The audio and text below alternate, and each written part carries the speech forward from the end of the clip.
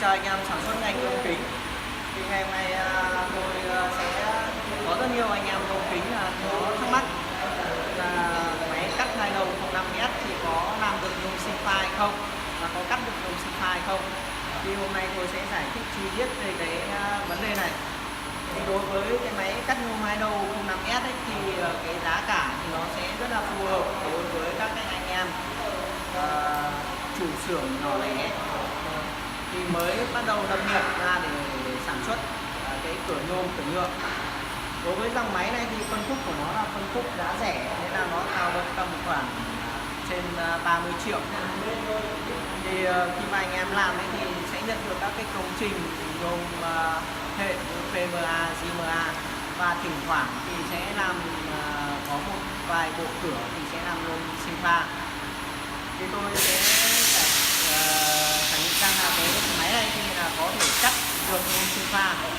Đối với những cái khối lượng công việc nhét cửa nó ít thì tầm khoảng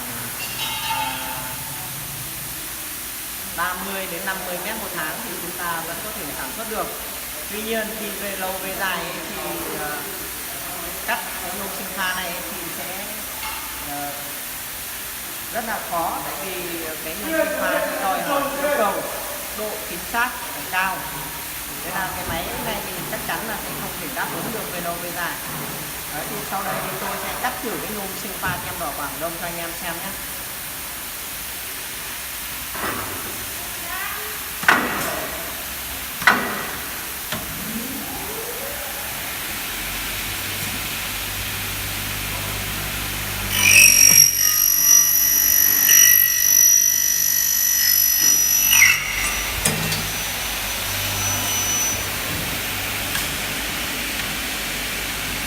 Đấy, như anh em nhìn thấy ở đây ấy, thì cái vết cắt thì vẫn rất là đẹp, đúng không ạ? Không bị ba bia. Như vậy thì chúng ta đối với cái số lượng mà công việc ít ấy, thì chúng ta thì vẫn sẽ có thể là làm được. Tuy nhiên về kết cấu của con máy này ấy, cái dòng máy này thì là về thông số kỹ thuật của nó thì máy này ấy chỉ sử dụng động cơ có công suất là 1,5 kW. Và cái thứ hai nữa là lưỡi cắt của nó là lưỡi cắt có đường kính là 400. Nó khác với cái dòng 08. 08 thì là đường kính lưỡi của nó là đường kính lưỡi 450. Cái này nó chỉ 400 thôi, nên là khi mà cắt ấy thì nó sẽ yếu hơn cái lưỡi kia rất là nhiều. Thì anh em làm nghề thì có thể là so sánh ngay ở cái máy cắt bàn của anh em. Hiện tại là máy cắt bàn có đường kính là khoảng từ 305 đến 350. Thì cắt nhôm sinh pha thì cắt được một thời gian thì khi mà cắt ấy thì là nó sẽ bị vìa rất là nhiều.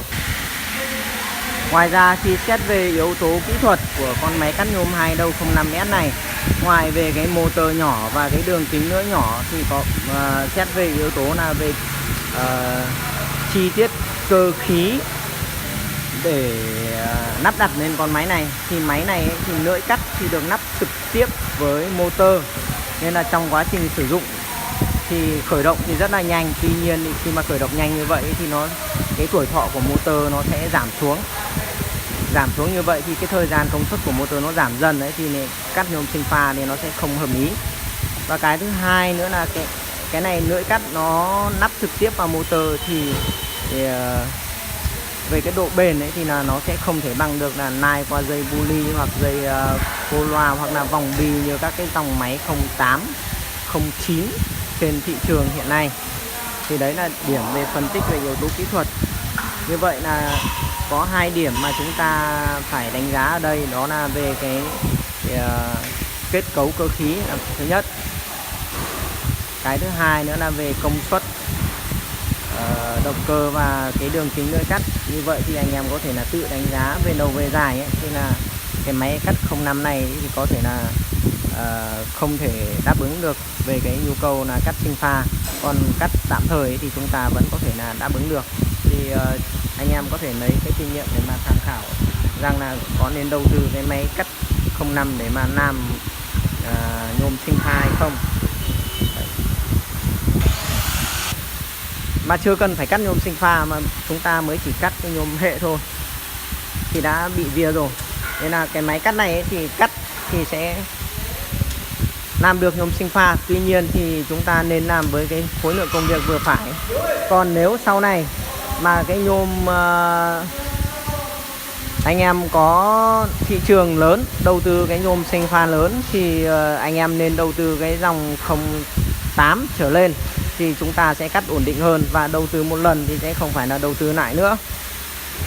Đấy là trên đây thì tôi đã giải thích cái máy 05S là có cắt được nhôm sinh pha hay không, và khối lượng công việc nó phù hợp như thế nào thì anh em có thể là lấy làm tham khảo. Xin cảm ơn anh em đã theo dõi video. Hãy nhấn like và đăng ký kênh để có thể là nhận được những cái kinh nghiệm chia sẻ mới nhất của chúng tôi ạ. Xin chân thành cảm ơn.